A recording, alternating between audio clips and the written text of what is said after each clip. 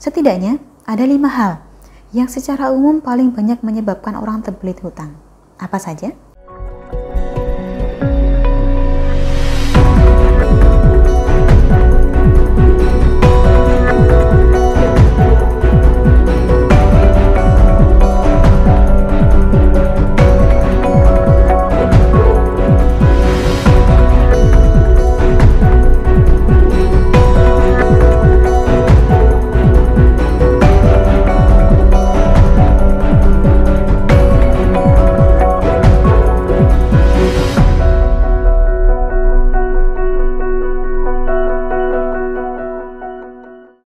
Salam Rahayu, dengan Dewi Sundari di sini.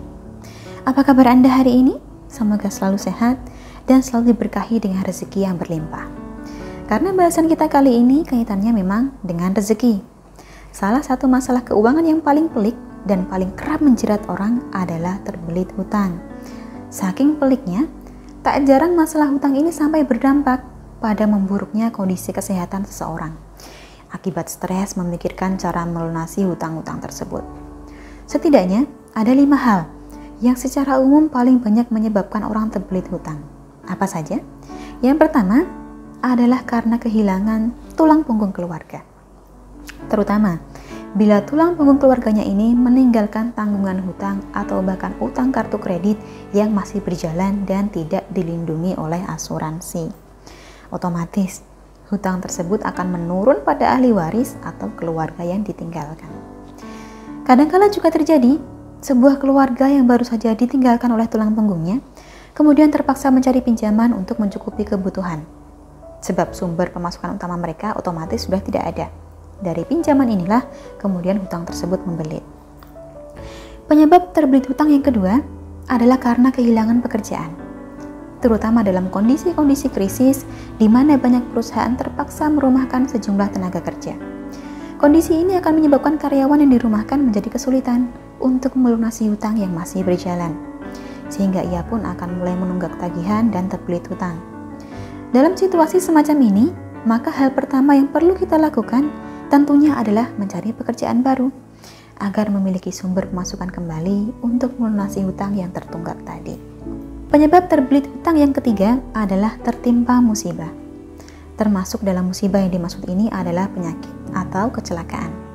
Dana yang dihabiskan dalam biaya kesehatan umumnya memang lumayan besar, sehingga tidak jarang orang terpaksa berhutang untuk membayar biaya tersebut. Akibatnya, setelah sehat dan keluar dari rumah sakit pun, hutang ini tetap ada dan perlu diselesaikan. Penyebab keempat adalah bisnis yang gagal. Untuk memulai suatu bisnis, tentu saja diperlukan modal. Dan nilai modal ini umumnya memang besar.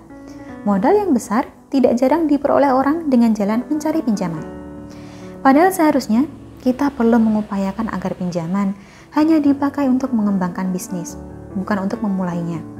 Akibatnya, ketika bisnis berjalan kurang lancar, pengusaha akan terbelit hutang secara perlahan, yang jumlahnya tentu saja tidak sedikit. Lalu yang kelima, penyebab orang terbelit hutang adalah karena gaya hidup yang melebihi kemampuan. Ibaratnya mengeluarkan uang jauh lebih banyak dari yang bisa dihasilkan. Ini merupakan sesuatu yang tidak bijak dan saya harapkan tidak sampai terjadi pada Anda. Maka baik-baiklah mengelola keuangan dan upayakan untuk hanya mengeluarkan sebagian kecil dari apa yang kita hasilkan setiap bulannya.